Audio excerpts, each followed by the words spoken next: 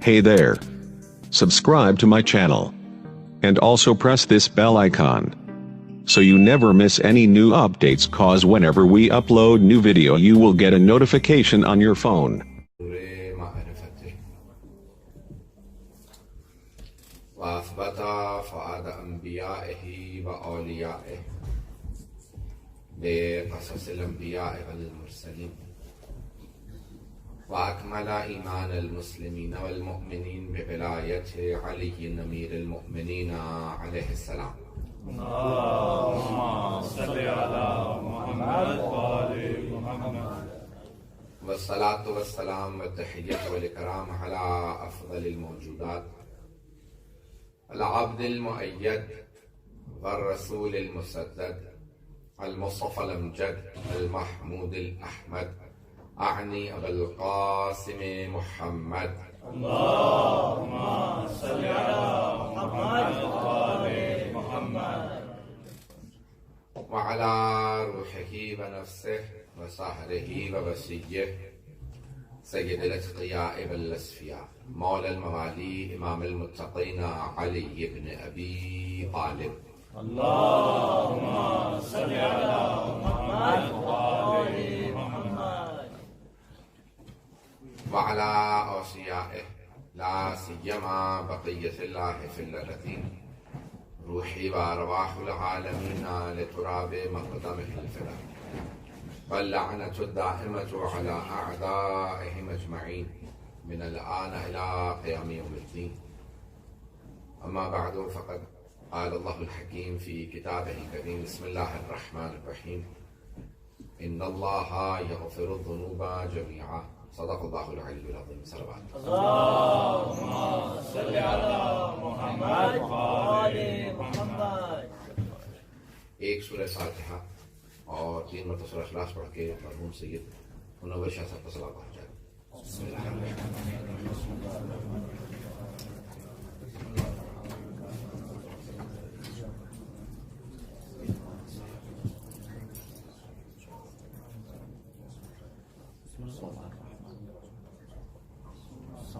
ایک سورہ فاتحہ کے درخواست سیدھا لکھ کر سید مظفر حسین، سید منور حسین اور سید منظر حسین کے الفاظ.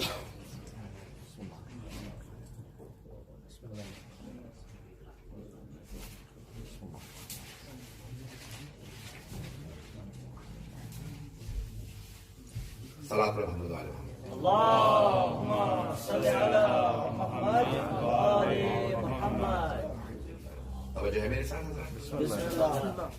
اعزازی گرامی، قرآن کی جس آیت کا میں نے انتخاب کیا ہے، ارشاد باری تعالیٰ ہوتا ہے کہ ان اللہ یغفر الذنوب جميعا، بے شک اللہ تمام گناہوں کا بخش دینے والا ہے.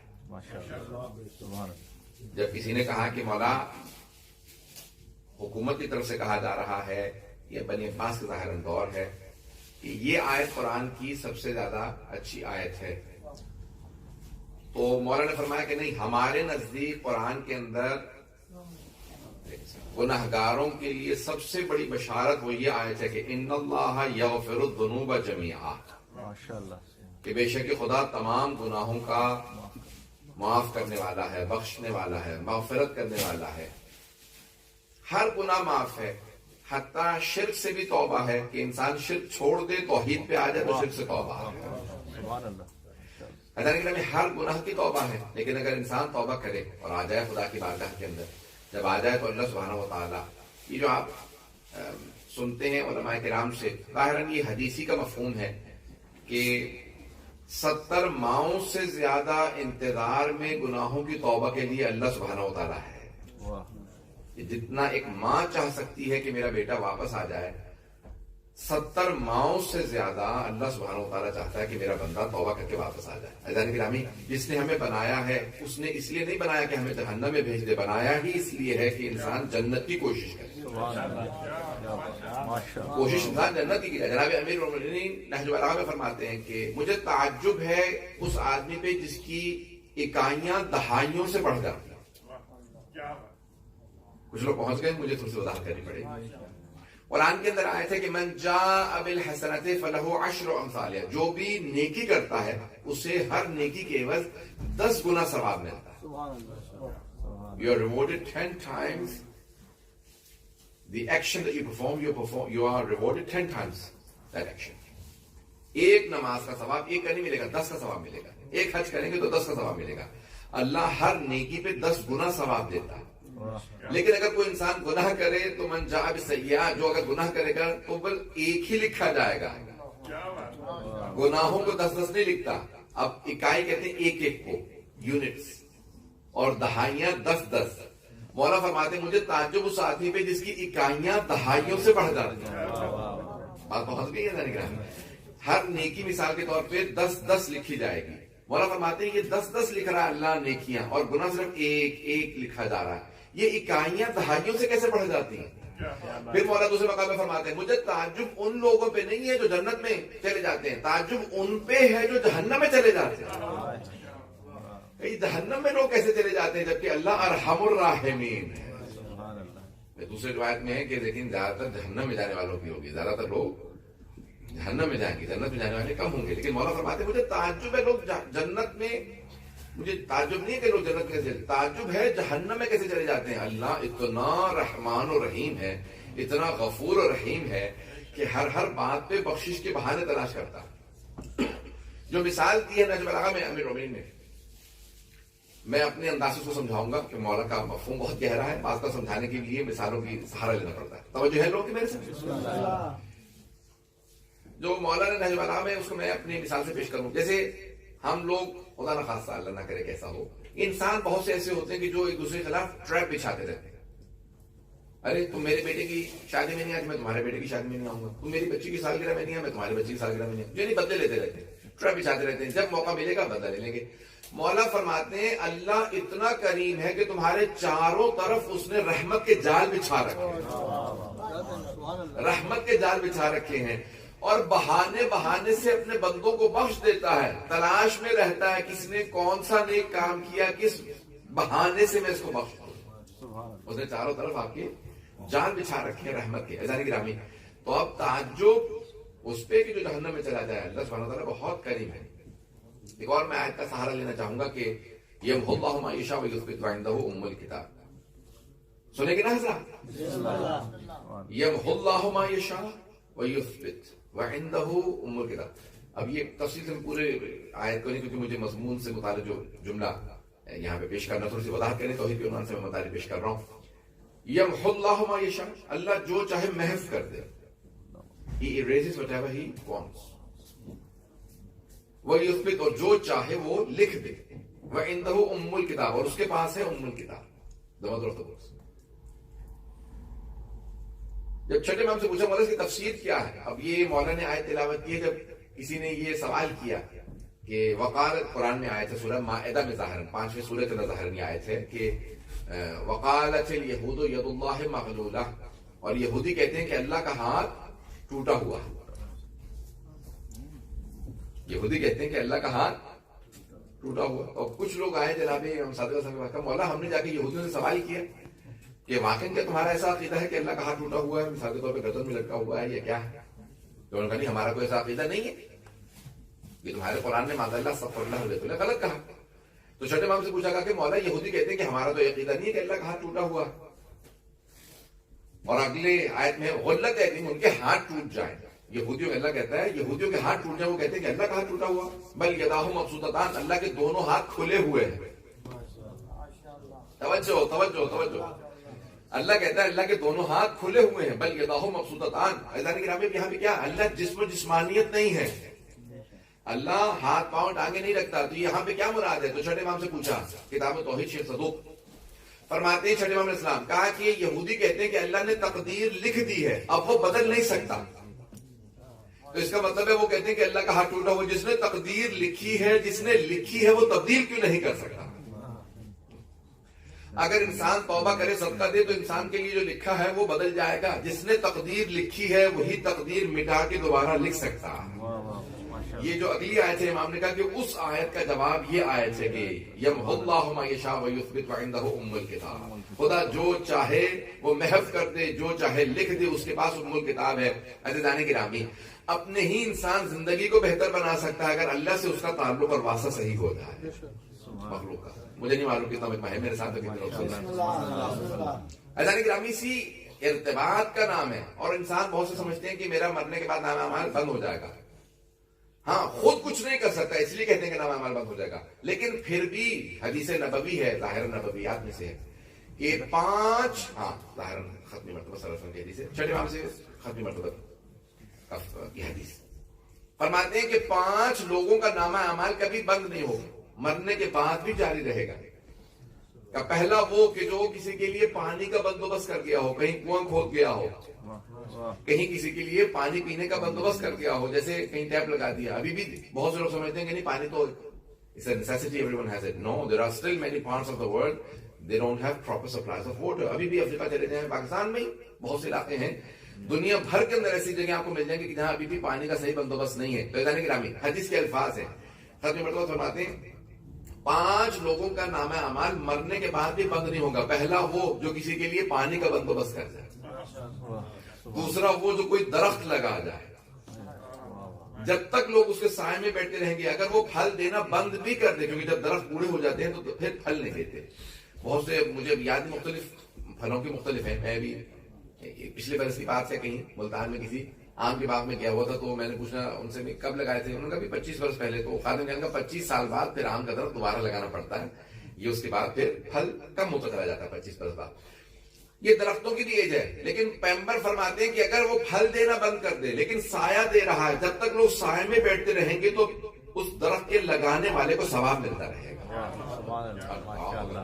یہ کتنے کتنے اللہ کی طرف سے بہانے ہیں لوگوں کو ثواب عطا کرنے کے. تو پہلا پانی کا بندوبست, دوسرا درخت, تیسرا کہا کہ اگر کسی بھی دینی مرکز میں, جیسے امام مسجد امام بارگاہ ہے, میں دینی مرکز کہہ رہا ہوں, لفظ مسجد کیا ہے لیکن بہت سے مدارس تک کو لکھا ہے, 6 امام علیہ السلام سے روایت کہ اگر کسی بھی دینی مرکز کے اندر کسی نے ایک اینٹ بھی لگائی ہو, جب تک وہاں عبادت ہوتی رہے گی اسے ثواب ملتا رہے گا. ایک اینٹ بھی لگائی ہو.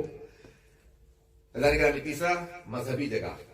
چوتھا کہا کہ اگر کسی نے کوئی کتاب لکھی ہو, حتیٰ یہاں تک بعض روایات میں ہے کہ اگر کسی نے اہل بیت کے یا دین کے, قرآن کے اور اہل بیت کے دفاع میں ایک ورقہ لکھا ہو, ورقہ سمجھتے ہیں, ایک پیج, ایک صفحہ, ایک کاغذ, کہ اگر اس نے صرف ایک ورقہ لکھا ہو اہل بیت کے یا دین کے دفاع میں, اور اگر وہ آدمی جہنمی ہو تو روز قیامت وہ ایک ورقہ اس کے اور جہنم کے بیچ میں آ کے کہے گا پروردگارا اس نے مجھے تیرے دین کے دفاع میں لکھا تھا.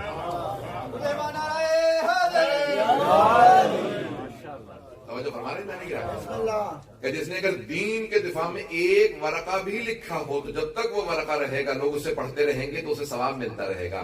کہا 5ویں یا رسول اللہ آپ نے فرمایا 5 چیزیں ہیں جس کی وجہ سے انسان کا مرنے کے بعد بھی نامہ اعمال بند نہیں ہوتا. وہ 5ویں شے کیا ہے؟ کہا کہ اگر کوئی آدمی نیک اولاد چھوڑ دے. سید منور شاہ صاحب چلے گئے لیکن اولاد آج مجلس کروا رہی ہے. عزیزان گرامی یہ مجالس کراتے رہنا, قرآن پڑھتے رہنا, تسبیح کرتے رہنا, صلوات پڑھتے رہنا, یہ ان کے نامہ اعمال میں اضافہ کرتا رہتا. یہاں تک کسی نے کہا کہ یعنی حدیث نبوی ہے کہ کسی صحابی نے سوال کیا یا رسول خدا, میں پوری حدیث سنا دیتا ہوں. کہا کہ اگر بیٹا قرآن پڑھتا ہو اور ماں باپ کو بخشتا بھی نہ ہو, he doesn't even say that the thawab of this recitation goes to my parents, یہ بھی نہیں کہتا, صرف قرآن پڑھتا ہے. پیغمبر فرماتے ہیں اگر اولاد قرآن پڑھتی ہے, صرف قرآن پڑھتی ہے, تب بھی ماں باپ کے گناہوں کو اللہ بخشتا جاتا ہے. کہ یا رسول اللہ اگر ماں باپ مسلمان ہو تب کہنا ولو کانا کافرن, چاہے وہ دونوں کافر ہی کیوں نہ ہو. کہ یا رسول اللہ کافر کو تو ثواب نہیں مل سکتا. کہ لیکن اللہ ان کے عذاب میں کمی کر دے گا, عذاب میں کمی کر دے گا. اگر بچہ قرآن پڑھتا ہے گرامی نہیں آتا تو صرف سورہ فاتحہ ہی دہراتے رہیے. یہاں تک روایات میں کہ صرف بسم اللہ دہراتے رہو, یہاں تک کہ سورہ اخلاص دہراتے رہو, جو کہ ایک سورہ بھی آتا ہوں اسے دہراتے رہیں, اسی مرنے والے کو ثواب ملتا رہتا ہے. پوچھا امالی شیخ توسی کتاب ہے الامالی, وہاں پہ روایت موجود ہے کہ جناب ختم مرتبہ کو جب پتہ چلا کہ ان کے ایک صحابی تھے حضرت سعد بن معاذ رضی اللہ عنہ. سعد بن معاذ, سعد کے نام سے بہت سے ہیں, کچھ اچھے بھی ہیں کچھ ہر طرح کے صحابی ہیں, تو لیکن سعد بن معاذ ایک صحابی ہیں جن پہ رسول خدا نے کہا تھا آپ پہ جہاد ساتھتے تھے. کیوں؟ پورے مسلمانوں کے جہاد کا خرچہ وہ دیا کرتے تھے. سارا اسلحہ سب کو, آپ کو تلوار چاہیے تلوار میں دے دیتا, گھوڑا چاہیے میں دے, سارا خرچہ وہ کرتے تھے. تو پیغمبر نے کہا تم پہ جہاد سانپتے تھے. توجہ ہے؟ ابھی 1907 کا انتقال ہو گیا مدینے میں. جب انتقال ہو گیا نا سعد بن معاذ کا, تو رسول خدا ننگے پاؤں جنازے میں آئے. تو صحابہ نے کہا یا رسول اللہ آپ ننگے پاؤں جنازے میں کیوں آئے؟ کہا کیونکہ 70 ظاہراً 70 یا 80 ہزار, 70 یا 80,000, I am doubting not the hadith, 70 یا 80 ہزار ملائکہ سعد کے جنازے میں موجود ہیں. بھئی سعد اہل بیت میں نہیں, بدلے لوگ ہیں یا نہیں؟ سعد اہل بیت میں نہیں ہے, اہل بیت کا مقام تو اور بالا تر ہے. کہ سعد کے جنازے میں 70,000 ملائکہ آئے ہیں. کہ یا رسول اللہ اتنے 70,000 angels are attending his funeral. کہ یا رسول اللہ اتنے جنازے میں, اتنے ان کی فیونرل میں ملائکہ اینجلز کیوں آئے؟ کہ کیونکہ سعد قرآن پڑھنا نہیں جانتے تھے, چند سورہ حفظ تھے, تاجر تھے, he was a businessman. کہ جیسے صبح گھر سے نکلتے تھے نا سورہ اخلاص کی تلاوت شروع کر دیتے تھے, he used to recite سورہ قل هو اللہ احد. اور جب شام کو گھر واپس آتے تھے تب تک پورا دن سورہ اخلاص کی تلاوت کرتے تھے. جیسے ہی سعد کا انتقال ہوا تو اللہ نے کہا اے میرے فرشتوں جاؤ سعد کے جنازے میں شریک ہو جاؤ, وہ میرے سورہ اخلاص کی اتنی تلاوت کرتا تھا. یہ میری رحمت کو جلال ہے کہ لوگ میرے فرشتے اس کے جنازے میں جائیں. بعض کا ایک چھوٹا سا سورہ اس کے, علامہ طباطبائی صاحب المیزان سنیں گے نا حضرات, صاحب المیزان علامہ طباطبائی, نام سن رکھو گا, علامہ سید محمد حسین طباطبائی, بہت بڑا نام ہے ہمارے حوزے کا, نجف اشرفی پڑھے ہوئے تھے اور بعد میں قم آ گئے. وہ کہتے ہیں کہ بعض اوقات آپ کی جو ایک صلوات تنہائی میں پڑھ دیتے ہیں, اللہم صلی اللہ محمد و علی محمد, پروردگار یہ صلوات میں نے اپنے فلاں مرحوم کو بخش دی. علامہ طباطبائی کہتے ہیں جو ایک صلوات آپ پڑھتے ہیں نا اپنے مرحومین کے لیے, تو آپ کو اندازہ نہیں ہے اس ایک صلوات کے نتیجے میں کتنے میل اس مرحوم کا سفر طے ہو جاتا ہے.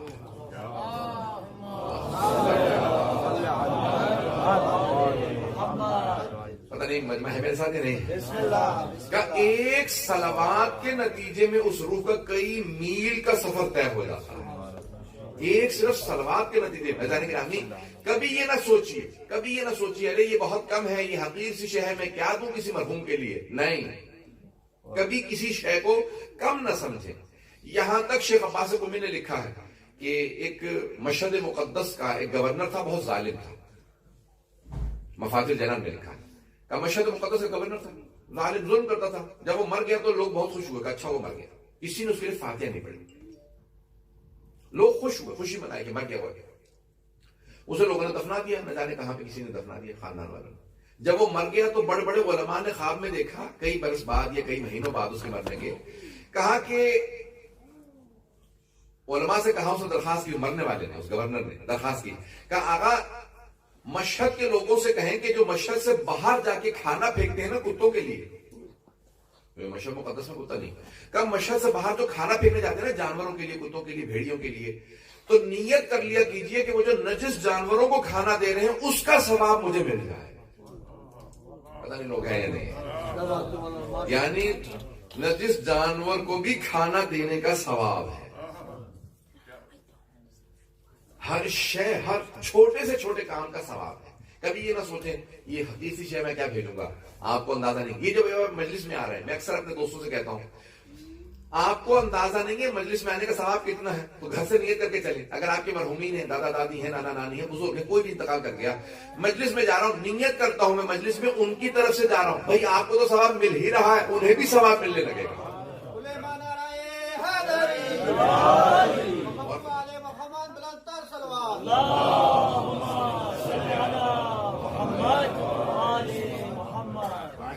اور فرمایا تھا کہ نا چھوٹے چھوٹے نیک کاموں سے نہ جانے کتنے لوگوں کو کتنا ثواب مل جاتا ہے.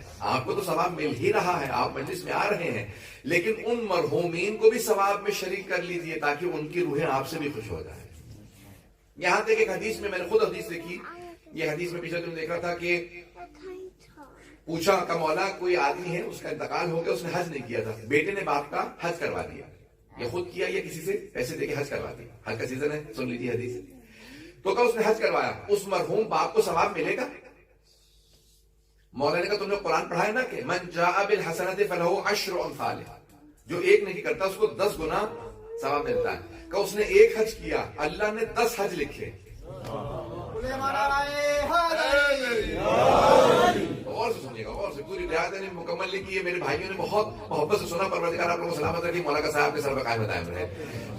پروردگار ہم سب کو ہمیں زمانہ کا ظہور دیکھنا نصیب فرمائے. عزیزان گرامی میں جملہ پیش کر رہا ہوں. چھٹے امام سے جب پوچھا, یہ معصوم سے پوچھا کہ مولا اس نے حج کیا اپنے باپ کا تو کتنا ثواب ملے گا؟ مولا نے کہا کہ اس نے ایک حج کیا, اللہ نے ہر نیکی کے بدلے 10 گنا ثواب لکھا. اس مرحوم نے حج نہیں کیا تھا, اسے ایک پورے حج کا ثواب ملے گا, اور جس بیٹے نے یا جس آدمی نے اس کا حج کروایا اسے 9 حج کا ثواب ملے گا. اور فرما رہے ہیں کتنا ثواب ہے, اللہ کتنا کریم ہے کہ یہ کسی اور کا حج کروانے پہ بھی ہمیں اتنا ثواب ملتا ہے. آپ نے کسی اپنے بزرگ کا, دادا دادی کا, نانا نانی کا, کسی والد والدہ کسی کا حج کرا دیا, انہیں بھی پورے حج کا ثواب ملے گا, اور حج کروانے والے کو بھی 9 حج کا ثواب ملے گا. یہ اللہ کتنا کریم ہے. عزیزان گرامی یہاں تک ایک میں جملہ پیش کر رہا ہوں کہ یہ البتہ میں نے حدیث میں نہیں دیکھا, یہ بہت بڑے بزرگ کسی مجھ نے سنا. وہ کہتے ہیں یہ 2 آدمی مر جاتے ہیں, دونوں نماز نہیں پڑھتے تھے. ایک کے بیٹے نے اس کی نمازیں پڑھوا دی, دوسرے کے بیٹے نے نہیں پڑھوائی. ایسا ہوتا یا نہیں ہوتا؟ کئی لوگوں کے ہوتے ہیں بیٹے فوراً کہتے ہیں میرے ماں باپ کی قضا نمازیں تھیں, قضا روزے تھے, حج نہیں تھا, ان کی طرف سے میں خیرات کر دوں, مجلس کرا دوں, قرآن پڑھوا دوں. دوسرے کا بیٹا کچھ نہیں کرتا اس کے لیے. علماء نے بحث یہ کی ہے کہ یہ جو اپنے ماں باپ کے لیے نمازیں پڑھوا رہا ہے, مجلسیں کروا رہا ہے, قرآن پڑھوا رہا ہے, روزے رکھوا رہا ہے, حج کروا رہا ہے, وہ کہتے ہیں ماں باپ ہی کے اندر کوئی نہ کوئی ایسی شے تھی جس کی وجہ سے اللہ نے بیٹے کے ذہن میں یہ بات ڈالی. پتہ نہیں بات پہنچی نہیں پہنچی. علماء کہتے ہیں کہ یہ بیٹے ہی, اس باپ ہی کی خوبی تھی جو اللہ نے بیٹے کے ذہن میں ڈالا کہ باپ میں کوئی نہ کوئی نیکی تھی, اس کے لیے کوئی نیک کام انجام.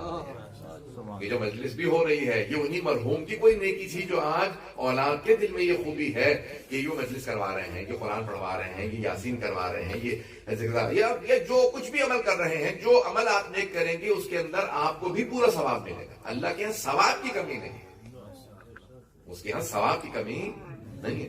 ایک نیکی کے اوپر عزیزان گرامی جب انسان کوئی بھی کام کر رہا ہے اس کے اندر اگر صرف دوسروں کی بھی نیت کر لے, کیونکہ یہ سارے ثواب بھی مجلس ہے اس لیے میں پیش کر رہا ہوں, یہ سارے مطالب سننا چاہیں گے نا حضرات؟ عزیزان گرامی ہر نیکی میں یہاں تک ایک حدیث کے اندر پیغمبر اسلام کے الفاظ ہے, اگر میری امت کا ایک جوان کسی بوڑھے آدمی کو صرف اس لیے احترام سے سلام کرے یا اس کا احترام کرے کہ یہ سفید ریش ہے, اس کی داڑھی سفید ہو گئی ہے, تو اللہ سبحانہ و تعالیٰ اس کے 70 گناہ معاف کر دے.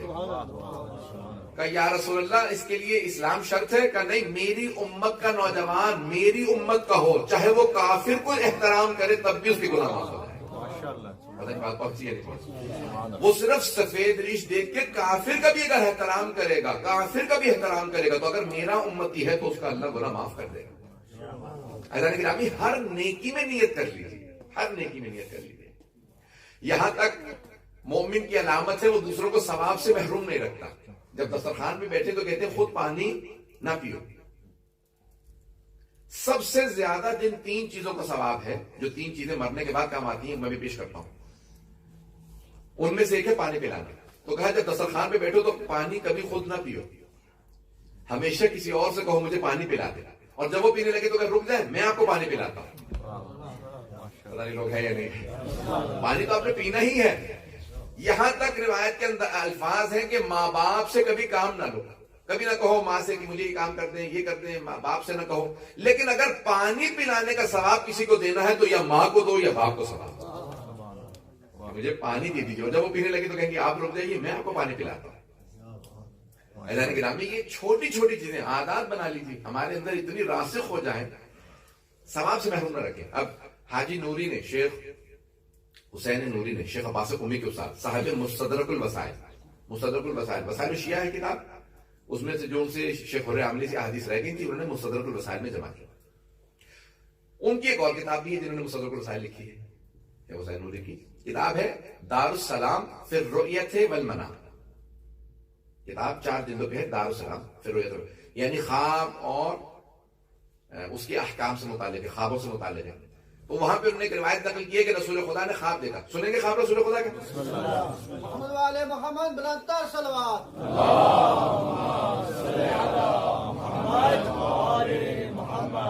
میں یقیناً پچھلے 4 دن سے مسلسل سفر میں ہوں. ابھی 4 گھنٹے مسلسل ڈرائیو کر کے پہنچا ہوں.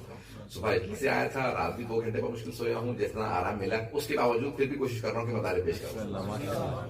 حضرت گرامی شیخ عباس قمی کے استاد شیخ حسین نوری نے اپنی کتاب دارالسلام میں یہ روایت لکھی ہے کہ رسول اسلام نے اپنے صحابہ سے کہا کہ میں نے خواب دیکھا کل رات, اور اس خواب میں نے اپنے چچا حضرت حمزہ کو دیکھا. حضرت حمزہ سید الشہداء, امام حسین سے پہلے وہ سید الشہداء, پھر واقع کربلا کے بعد امام حسین علیہ السلام سید الشہداء. حضرت حمزہ رسول خدا کے چچا. کہا میں نے اپنے چچا کو خواب میں دیکھا. کہا چچا جان آخرت میں سب سے زیادہ کیا کام آیا آپ کو؟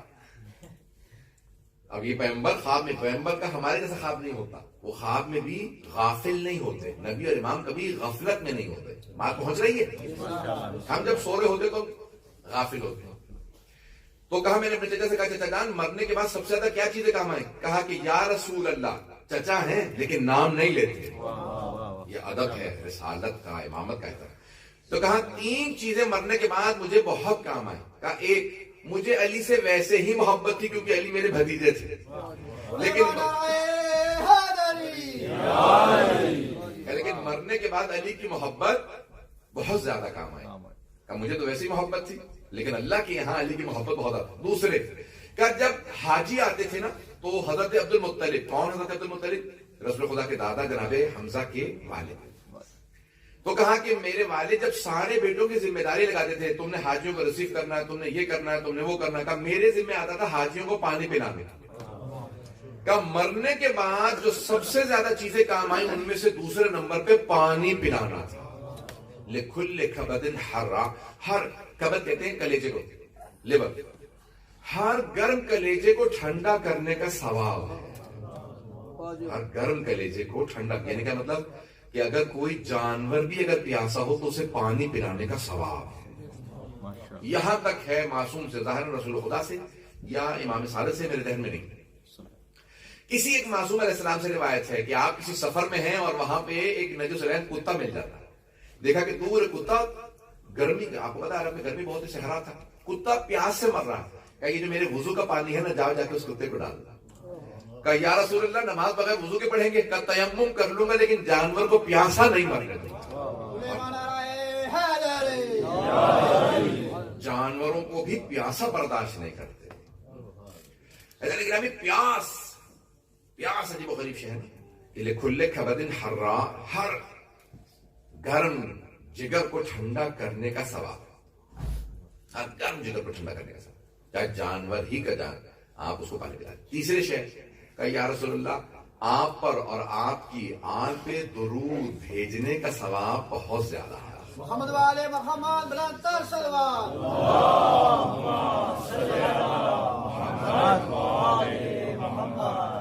زیادہ وقت نہیں لوگ 10 سے 15 منٹ, اس کے بعد پھر مسائل پہ آ جاؤں گا.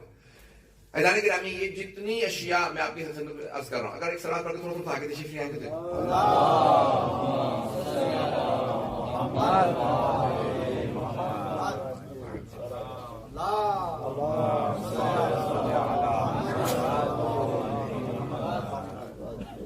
توجہ ہے ذہن گرامی.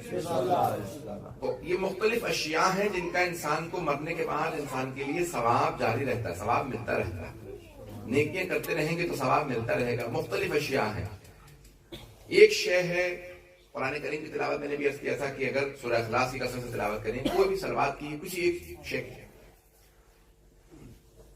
تفسیر ابوالفتوح رازی, ایک تو ہے فخر الدین رازی وہ اہل سنت کے عالم ہیں, ابوالفتوح رازی شیعہ عالم ہے. یہ شاہ عبد العظیم حسنی کی اگر آپ زیارت کے لیے تہران جائیں گے نا, امام حسن مشتبہ کی نسل سے ہیں, رہ شہر تہران سے باہر, تو وہاں پہ ان کے اندر صحن میں اندر کا جو ہے وہاں پہ ان کی خبر ہے.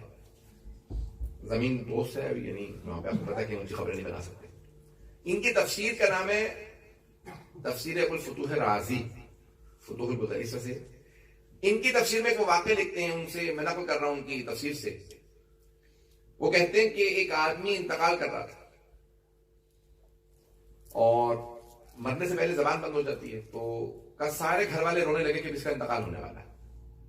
دیکھا اس نے کہ سارے بیٹے بیٹیاں سب رو رہے ہیں.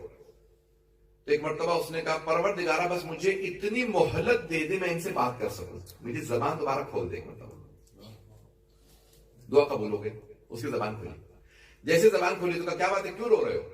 کہا کیونکہ آپ انتقال کرنے والے تھے، آپ بالکل آخری، آپ کی آنکھیں بند ہو رہی تھی، تڑپ رہے تھے، جیسے ہم نے دیکھا کہ ابھی انتقال کرنے والے، آنکھیں بند ہو رہی تھی، آپ کا سانس اکھڑ رہا تھا. کہا میں نے 16,000 مرتبہ قرآن کریم ختم کیا ہے. کتنی مرتبہ؟ کا 16,000 مرتبہ ختم قرآن کیا ہے، اور مجھے اللہ کی رحمت پہ بھی یقین ہے اور اہل بیت علیہ السلام کی شفاعت پہ بھی یقین ہے.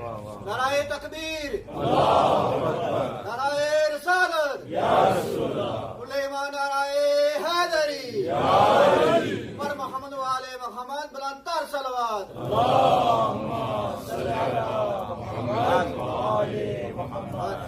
توجہ فرمانے جانے کے لیے بسم اللہ. میں نے اتنے ختم قرآن کیا، اور اگر زندہ رہا تو اور ختم قرآن کروں گا، قرآن پڑھتا رہوں گا. بعض اوقات انسان ختم قرآن نہیں کر سکتا تو ایسے کام کرتا رہے کہ جس سے انسان کو ختم قرآن کا ثواب ملے. احادیث میں جو ایک مرتبہ سورہ فاتحہ پڑھے اسے 2/3 قرآن کی تلاوت کا ثواب ملتا ہے. ایک سورہ اخلاص پڑھے تو اسے 1/3 1/3 سورہ قرآن کی ختم کرنے کا. اور اگر کوئی سورہ یاسین کی تلاوت کرے، ایک سورہ یاسین ختم کرنے پہ 12 ختم قرآن کا ثواب ملتا ہے. سلیمان، نعرہ حیدری. یہ مجمع البیان میں روایت ہے کہ 12 ختم قرآن کا ثواب ملتا ہے جو اگر ایک مرتبہ سورہ یاسین کی تلاوت کرے. اگر آپ ہر روز تلاوت کرنے لگے 10 منٹ میں پڑھ لیتے ہیں، 5 منٹ میں بھی پڑھ سکتے ہیں اگر آسان. اور آج کل تو اتنا آسان ہے، آپ کہیں پہ بھی اپنے کار میں لگا دیجیے، سن لیجیے. قرآن واحد کتاب ہے جس کا پڑھنا بھی ثواب ہے، دیکھنا بھی ثواب ہے، سننا بھی ثواب ہے. سلیمان، نعرہ حیدری. قرآن کا دیکھنا، پڑھنا، سننا تینوں ثواب ہے. اسی لیے روایت میں ہے کہ جب بھی پڑھو قرآن کریم تو دیکھ کے اونچی آواز سے پڑھو. نہیں پہنچا سکا چھٹے امام سے روایت ہے جب بھی قرآن کریم کی تلاوت کرو تو دیکھ کے، چاہے حفظ ہو تب بھی دیکھ کے پڑھو اور اونچی آواز سے. کا مولا کیوں؟ کہ تاکہ دیکھنے کا بھی ثواب ملے، پڑھنے کا ثواب بھی ملے اور سننے کا ثواب بھی ملے.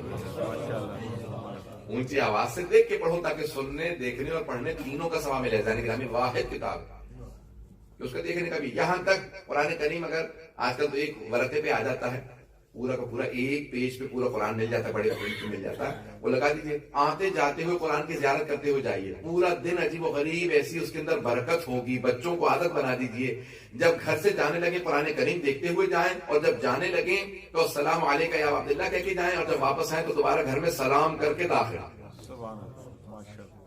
خالی گھر میں بھی داخل ہو تو سلام کرو، چاہے السلام علیکم یا ایھا النبی کہہ دیجیے، یا السلام علیکم المؤمنین، السلام علیکم یا صاحب الزمان، یا السلام علیکم اب عبداللہ. کسی ایک کو بس سلام کی عادت بنا لیجیے. سب سے ایک اور جو شے جس کا بہت زیادہ مرنے کے بعد بھی ثواب ملتا ہے، کا افشاء السلام.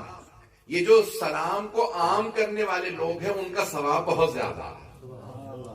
اور سلام میں پہل کرنا، سلام کو عام کرنا، سلام عام کیجیے. انتظار نہ کرے کہ مجھے سلام کرے، سلام کو عام کرے. اتنا عام کرتے ہیں کہ پہچان بن جائے کہ جہاں جاتے ہیں کہ سلام پہل کرتے ہیں، یہ سلام عام کرتے ہیں. ایسا نگرامی یہ عادات چھوٹی چھوٹی سی عادتیں ہیں لیکن اس کا ثواب ملتا ہے. بعض اوقات ایک بزرگ کی کسی کی عادت ہوتی ہے. میں کبھی پاکستان میں پچھلے 7 سال سے مدارس پڑھنے جا رہا ہوں تو اب میں نے پہلے صرف بڑے شہر جانا شروع کیا. بعض اوقات کسی جگہ مجلس میں جاتے ہیں، دیکھتے ہیں کہ کسی ایک بزرگ کی کسی ایک اچھی عادت کی وجہ سے پوری نسل تبدیل ہو گئی، ایک کسی بزرگ کی. اور انسان اگر سوچے تو ہم لوگ اتنا کچھ پڑھ لے کے پوری زندگی گزار دیتے ہیں پڑھنے میں، اور بعض اوقات کوئی ایک ان پڑھ سے کوئی بزرگ ہوتے ہیں جو پڑھنا لکھنا بھی نہیں جانتے لیکن ایک اچھی عادت ایسی چھوڑ کے جاتے ہیں کہ ان کی بخشش ہو جائے. پتہ نہیں بات پہنچا پایا ہوں. بسم اللہ.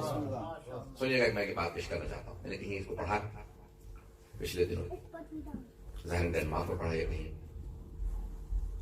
میں ڈیرا غازی خان گیا ہوا تھا، تو وہاں انہوں نے مجھے، ہمارے یہاں پنجاب کی اصطلاح ہے جلسہ، مجلس جو مختصر ہوتی جیسے مجلس ہو رہی، جلسہ جو 2 دن یا پورا دن چلتا ہے اسے جلسہ کہتے ہیں.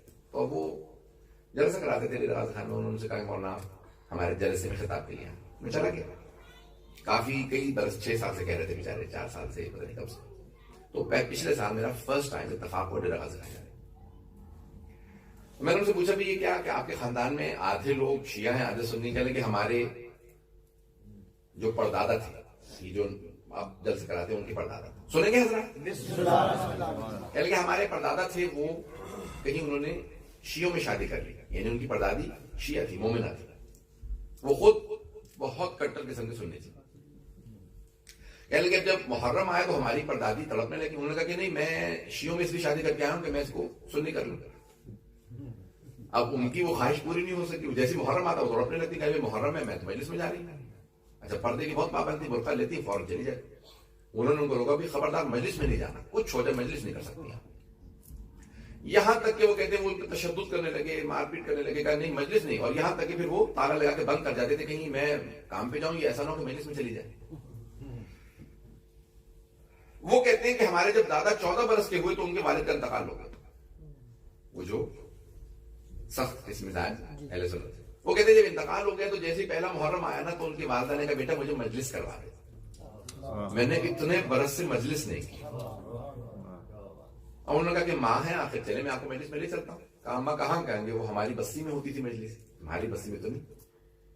کہنے لگے ماں کو لے جانے لگے, جیسے ہی لے کے پہنچے تو برقع لیا ہوا, جیسے بس دور سے اتنے برس سے مجلس نہیں کی تھی, جیسے ہی محرم کی مجالس برپا ہوئی دور سے اس کی ماں نے صرف آواز سنی تو کہا وہ تڑپنے لگی, اونچی آواز سے رونے لگی. کہا ہائے میرا مولا. کہا جیسے ماں کو اس طرح سے روتے دیکھا, تڑپتے دیکھا, ان کا دل بسیج گیا. کہا اماں کیا بات ہے, جیسے کوئی آپ کا قریبی دنیا سے چلا گیا. کہا بیٹا تجھے ابھی بھی سمجھ میں نہیں آیا مولا حسین کون ہے. کب تڑپتی ہوئی مجلس میں آئی, آ کے بہت روئی, بہت گریہ کیا. کب وہ اندر نہیں گئے, مجلس میں نہیں گئے, باپ نے منع کیا تھا, باہر بیٹھے رہے. جب ماں واپس آئی پھر دوبارہ ماں کو دیکھا. اب اتنا وہ ماں کی عقیدت کو دیکھتے تھے, اپنی ماں کی مجلس میں جانے کے دیکھنے کے عادی ہو گئے تھے کہ ایک مرتبہ انہوں نے کہا کہ ماں نے کہا کہ بیٹا اگر ہو سکے تو مجلس ضرور کرا. کہا یہ جلسہ ہمارے دادا نے شروع کیا تھا صرف اور صرف اس لیے کیونکہ وہ ماں کو جو بار بار مجلسوں میں لے کے جاتے تھے وہ مجلسوں کے عاشق ہو گئے.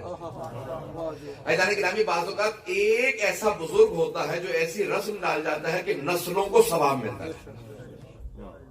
کوئی ایک ایسی اچھی عادت ڈال جائے کہ آپ کی نسلیں آپ کی شفاعت اور آپ کی بخشش کا وسیلہ بن جائے. بعض اوقات ایک ایسا بزرگ ہوتا ہے, پتہ نہیں میں بات پہنچا پا رہا ہوں یا نہیں. اور خدا نہ کرے کہ کوئی ایسا ہو کہ کوئی ایک ایسا بزرگ ہو جو بری عادت ڈال جائے. عزیزان گرامی, میں آج بھی دیکھتا تھا جب بھی میں ان کے ہاں یعنی تصور بھی کرتا ہوں تو مجھے اس مرحومہ کی عظمت پہ واقعاً رشک آتا ہے کہ پروردگارہ جناب سیدہ کی کنیزوں میں انہیں محشور فرمایا. اور آج بھی یہ جن لوگوں نے مجلس برپا کی ہے سید منور حسین صاحب کے لیے, شاہ صاحب کے لیے, پروردگار ان مرحوم کے درجات بلند فرمائے. عزیزان گرامی, میں بہت زیادہ وقت نہیں لوں گا, 2-4 منٹ اور اسی بات سے میں مسائل پیش کرنا چاہوں گا. عزیزان گرامی, یہ بات کر اچھی عادات کی رسم ڈالنا, کسی کو ثواب سے محروم نہ رکھنا. کچھ افراد جو آپ کی اس مجلس کا اہتمام کر رہے ہوتے ہیں, جو آ کے پہلے سے بیٹھ جاتے ہیں, جو نہ جانے امام بارگاہوں کے اندر خدمت انجام دینا, اس کا آپ کو اندازہ نہیں ہے کتنا ثواب ہوتا ہے. ان جگہوں کو مرتب کرنا, صفائی ستھرائی, مسجد امام بارگاہوں کو انہیں آباد رکھنا یہ چھوٹا کام نہیں ہے, اس کا بے حد ثواب ہے. یہاں تک کہ جناب سلمان فارسی سے جب پوچھا گیا کہ آپ کو سب سے زیادہ کیا پسند ہے تو انہوں نے کہا پہلے تو مجھے رسول خدا اور علی مرتضیٰ جب آمنے سامنے بیٹھ کے باتیں کر رہے ہوتے ہیں تو ان دونوں کی گفتگو سننا بہت زیادہ پسند ہے. دوسرے مجھے پیغمبر کے کہنے پہ علی کے چہرے کی زیارت بہت زیادہ پسند ہے. اور تیسرے وہ فرماتے ہیں, حضرت سلمان فارسی رضی اللہ عنہ فرماتے ہیں کہ مجھے مسجدوں کو آباد رکھنا بہت زیادہ پسند ہے. بنانا نہیں, آباد رکھنا. بہت سے افراد بنا دیتے ہیں لیکن پھر آباد رکھنا یہ آسان کام نہیں ہے. اس میں خدمت انجام دینا, آتے رہنا, آتے جاتے رہنا, اس کے اندر صفائی ستھرائی, ہر چیز میں حصہ لینا اور نیت کر لیجیے اب میں جو کام کر رہا ہوں آج میں نے فلاں مرحوم کا ثواب دیا, آج اس کو, یہ تمام چیزوں کا ثواب ملتا رہے گا. میں نے آپ کا بہت وقت لیا. عزیزان گرامی, تاریخ میں کچھ ایسی ہستیاں ملتی ہیں کہ جنہوں نے اپنی نسلوں کو واقعاً عاشق آل محمد بنایا. ان میں سے ایک قبیلہ بنی اسد کا قبیلہ, اور جانتے ہیں ان کے قبیلے کے جو سردار تھے, سرداروں میں کس کس کا نام آتا ہے؟ ایک ہے حضرت حبیب ابن مظاہر, ایک ہے حضرت مسلم ابن اوسجہ. حضرت حبیب ابن مظاہر جو ہیں وہ بنی اسد کے قبیلے کے سرداروں میں سے تھے.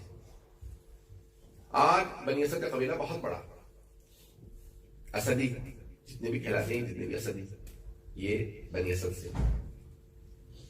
اور اصل کے اندر عصر عاشور میں جب ایک مرتبہ آپ دیکھیں تو طوارث کا جو قافلہ آتا ہے سروں پہ ماتم کرتے ہوئے آتے ہیں یا حسین کہتے ہوئے اور لبیک یا حسین کے نعرے لگاتے ہیں کہ یہ اصل کا وقت ہے جب مولا کی آواز آ رہی حل من ناصر ینصرنا. ایدان گرامی جناب سید الشہداء نے جب آخری مرتبہ الوداع کیا, 3 الوداعیں ہیں مولا کی, 3 مرتبہ ہیں خیمے میں. جو آخری الوداع ہے نا اس میں ایک مرتبہ عبداللہ مرحوم شیخ جعفر شوشتری نے جملہ لکھا کہ نظر یمینا نظر شمالا.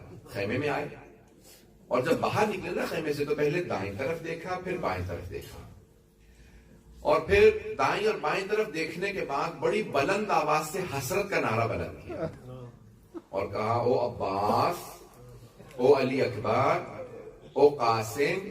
اور جانتے ہیں چوتھے نمبر پہ کس کا نام لیا؟ کہا او حبیب. حضرت حبیب ابن مظاہر وہ ہیں کہ جناب سید الشہداء نے جب آخری لحظات میں نام لے کے پکارا تو حضرت حبیب کا بھی نام لیا. کہا او حبیب, میں نے تم سب کو گھوڑوں پہ سوار کرایا تھا, مجھے سوار کرانے والا کوئی نہیں. اجرکم اللہ, کوئی بھی رونا میں بخل نہ کرے. بس بھی 5 سے 10 منٹ کی زحمت دوں گا, میرے ساتھ چلیے, کچھ دیر کربلا چلیے گا. ایک سوال کروں, آپ جب روتے ہیں تو کوئی تعزیانے تو نہیں مارتا؟ آج ایک مرحوم کی مجلس رکھی گئی ہے, مرحوم کے فرزند بھی ہیں, بیٹے بھی ہیں. آپ کیا کریں گے جب مجلس ختم ہو جائے گی؟ ہر آدمی بیٹے کو گلے لگا کے پرسہ دے گا نا. کہیں ایسا تو نہیں ہوتا کوئی گلے میں بیٹے کے توق ڈال دے, بیٹے کے ہاتھوں میں کوئی ہتھکڑیاں تو نہیں باندھے گا, پاؤں میں بیڑیاں تو نہیں ڈال دے گا. امام سجاد علیہ السلام کو آپ کے بابا کی شہادت کے بعد گلے میں توق ڈال دیا گیا. اجرکم اللہ, اجرکم اللہ. اس میں تھوڑی سی دیر کے لیے میرے ساتھ چلیے گا, کوئی رونے میں بخل نہ کرے. میں جانتا ہوں آپ لوگ تھک گئے ہوں گے, آئیں ذرا میرے ساتھ چلے. میدان کربلا سید الشہداء آواز دے کے کہہ رہے ہیں او عباس, او علی اکبر, ہے کوئی مجھے سوار کرانے والا؟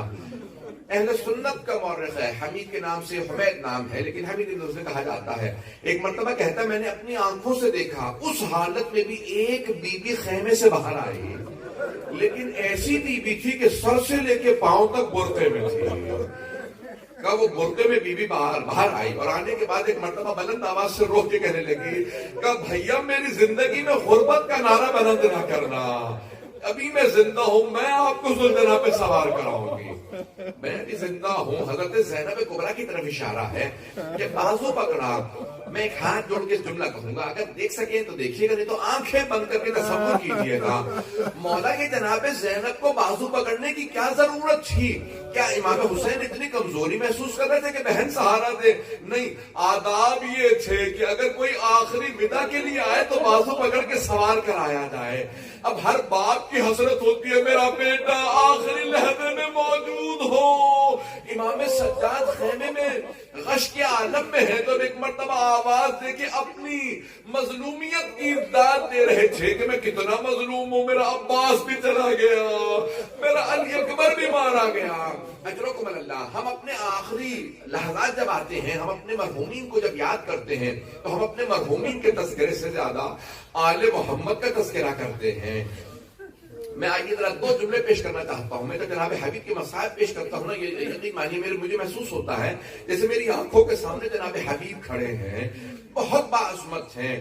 جانتے کہاں تھے وہ؟ کوفے میں تھے. مولا نے خط لکھ کے بلایا تھا, بڑا پرسکون ماحول تھا. جناب حبیب گھر پہ بیٹھے تھے, پانی بھی موجود تھا, کھانا بھی موجود تھا. ابھی ان کی زوجہ نے ان کے سامنے دسترخوان بچھایا تھا, کھانا رکھا, پانی رکھا. پہلا لقمہ جناب حبیب نے اٹھایا.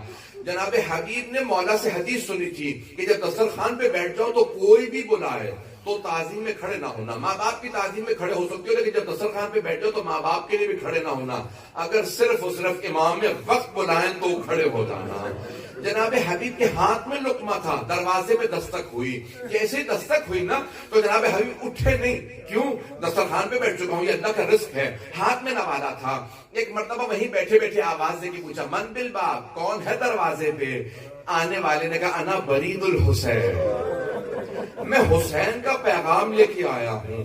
جناب حبیب نے لقمے کو چوما کا پروردگار ہے کہ تیرا رزق ہے لیکن وہ تیرے حجت کا پیغام لایا ہے, وہ تیرے ولی کا پیغام لایا ہے. وہی لقمہ فوراً دسترخوان پہ رکھا, ننگے پاؤں ننگے سر دوڑتے ہوئے دروازے پہ آ گئے. کہا کیا فرمایا ہے میرے مولا نے؟ کہا مولا نے خط دیا ہے آپ کے لیے. ایک مرتبہ خط لیا, اگر دیکھ سکے تو دیکھیے گا. جانتے جناب حبیب نے کیا کیا؟ خط نہیں کھولا, ایک مرتبہ خط چوما, آنکھوں سے لگایا. کہا زہرا کے لاہل نے مجھے خط لکھا ہے. خط کو چوما, بہت احترام سے خط کو کھولا تو اس میں لکھا تھا الی رجل فقیہ حبیب ابن مظاہر. اے حبیب آپ ہماری رسول خدا سے قرابت کو جانتے ہیں. حبیب ہم کربلا میں دشمنوں کے نرغے میں گھر گئے ہیں. حبیب اگر مدد کرنا چاہتے ہیں, اگر نصرت کرنا چاہتے ہیں تو کربلا چلے آئیے. آخر میں ایک لفظ لکھا تھا عاجلاً, حبیب دیر نہ کیجیے گا, حبیب دیر نہ کیجیے گا, جلدی آئیے گا. جناب حبیب اپنے حجرے میں آئے, زوجہ باہر صحن میں کھڑی تھی. کا کیا بات ہے, زہرا کے لال نے کیا لکھا ہے, فرزند زہرا نے کیا لکھا ہے؟ جناب حبیب نے امتحان لینا چاہا زوجہ کا, چاہا وہ بھی ثواب میں شریک ہو جائے. جانتے کیا کہا؟ کہا میرے مولا نے مجھے کربلا بلایا ہے. تو زوجہ نے پوچھا پھر کیا سوچ رہے ہیں حبیب آپ؟ کہا سوچ رہا ہوں میں کربلا جاؤں کہ نہ جاؤں. بس یہ کہنا تھا. جناب حبیب کی زوجہ نے کہا حبیب اگر آپ سوچ رہے ہیں نا تو اپنی تلوار مجھے دے دیجیے, میں کربلا جا کے حسین کا دفاع کروں گی.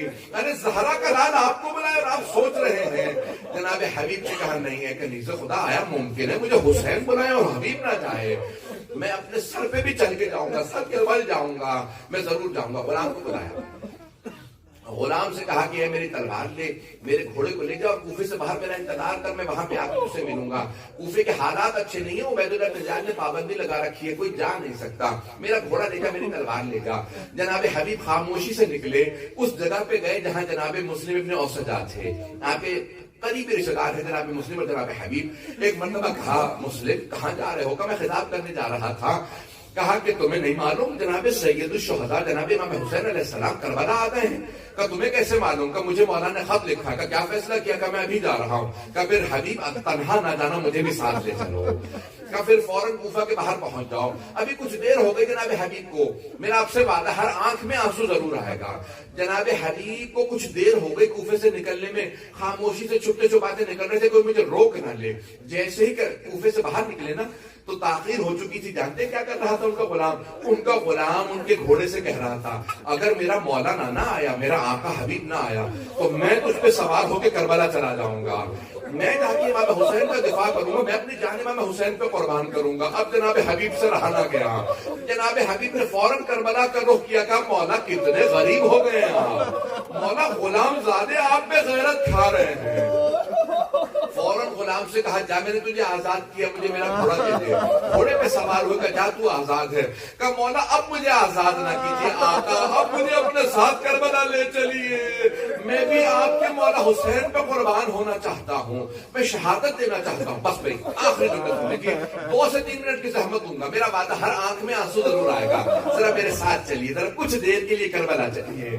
جیسے ہی رات کے وقت میں مرحوم میر انیس نے بڑے پیارے انداز سے کہا ہے کہ گلے مل مل کے حسین ابن مظاہر سے یہ بولے تم تو غربت میں میرے دوست بہت یاد آئے.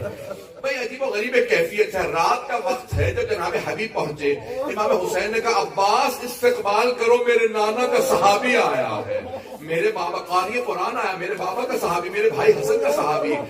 ایک مرتبہ جناب عباس جناب علی پر سب اٹھے, جناب سید الشہداء خیمے سے باہر آ گئے, جناب حبیب کا استقبال کرنے لگے. روایات میں ہے جناب حبیب قدموں میں گرے, مولا کے پاؤں کو چومنے لگے, مولا نے اٹھا کے سینے سے لگایا. جب پیار کیا نا تو ایک مرتبہ جناب زینب کبریٰ نے پوچھا فضا ذرا دیکھو تو صحیح کون آیا ہے, میرا بھائی خود استقبال کے لیے باہر گیا ہے. جناب فضا نے کہا بی بی آپ کے نانا کے صحابی حبیب آئے. بہت بوڑھے تھے جناب حبیب, 80 برس سے زیادہ تھے. جناب مسلم نے 90 برس کے قریب تھے. جناب زینب نے کہا فضا حبیب کو میرا سلام کہہ دینا. ایک مرتبہ جناب فضا نے کہا حبیب علی کی بیٹی زینب کبریٰ نے سلام کہا ہے. جناب حبیب نے سر سے ماما اتارا, گھٹنے پہ مارا, کہ مولا اتنے غریب ہو گئے بہنوں کو ساتھ لے آئے. الا لعنۃ اللہ علی القوم الظالمین. وَسَيَعْلَمُ الَّذِينَ ظَلَمُوا أَيَّ مُنْقَلِبٍ يَنْقَلِبُونَ. بس نہیں، ہاتھوں کو بلند کیجیے گا. 2 جملے دعا کے، مجھے پتا ہے کہ نوحہ بھی ہوگا، بس 2 جملے. جناب مسلم ابن اوسجا 90 برس کے قریب تھے. پہلے جناب مسلم گئے، جب وہ گر گئے نا گھوڑے سے تو جناب حبیب قریبی رشتے دار تھے، بہت تیزی سے آگے بڑھے میں مسلم کو سنبھالوں. لیکن جب جناب حبیب ابن مظاہر پہنچے نا جناب مسلم کی لاشے کے پاس تو دیکھا مولا حسین پہلے سے موجود ہے. مولا حسین نے جناب مسلم ابن اوسجا کا سر اپنے زانوں پہ رکھا ہوا. تو جناب حبیب نے بس ایک سوال کیا، کہا مسلم اگر مجھے یہ پتا ہوتا نا میں تمہارے بعد دیر تک زندہ رہوں گا تو میں پوچھتا کوئی وصیت تو نہیں ہے، لیکن اے مسلم ابن اوسجا میں بھی تمہارے پاس آنے ہی والا ہوں، اس لیے وصیت کرنے کہوں گا. جناب مسلم نے اوسجا نے کہا لیکن پھر بھی میں ایک وصیت کرنا چاہتا ہوں. پوچھا کیا وصیت ہے؟ تو جناب مسلم کی آنکھوں سے آنسو بہنے لگے. اشارہ امام حسین کی طرف کیا، کہا اسی کا بہار میں وصیت کرتا ہوں زہرا کے لال کو تنہا نہ چھوڑنا. جناب حبیب نے کہا مسلم ایسی وصیت کی ضرورت نہیں تھی، ہماری غیرتیں برداشت نہیں کریں کہ ہم زہرا کے لال کو تنہا چھوڑ دیں. پروردگارا ایک کے بعد ایک اصحاب شہید ہوتے رہے، یہاں تک کہ بھائی شہید ہونے لگے، پھر ہاتھوں کے گودوں کے پالے بیٹے مارے جانے لگے. پروردگارا امام حسین کی مظلومیت کا واسطہ، ان کی عظمتوں کا واسطہ ہم سب کو امام زمانہ کا ظہور دیکھنا نصیب فرما. پروردگارا مرحوم سید منور حسین، سید مظفر حسین، سید علی اکبر، سید منظر حسین، پروردگار اس خاندان کے جملہ مرحومین، حاضرین کے تمام مرحومین، تمام شہداء کے درجات بلند فرما. ان سب کو جناب سید الشہداء کی شفاعت نصیب فرما.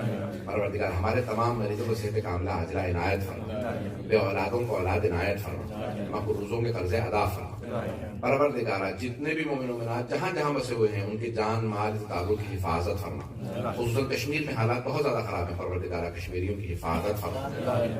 پروردگارہ اس وقت بحرین میں، یمن میں، نائجیریا میں، برما میں، فلسطین میں، شام میں، عراق میں، افغانستان میں حالات بہت زیادہ خراب ہیں. افغانستان میں دوبارہ طالبان کا جو ہے وہ غلبہ بڑھتا چلا جا رہا ہے. پروردگارہ تمام مومنین کی حفاظت فرما.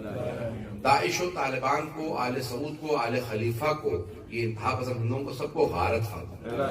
پروردگارہ تمام کے تمام جہاں پہ بھی مظلومین ہیں سب مظلوموں کی حفاظت فرما، ہمارے مقامات مقدسہ کی حفاظت فرما. ربنا تقبل منا انك انت السميع العليم بحق محمد وآلہ الطیبین الطاہرین المعصومین.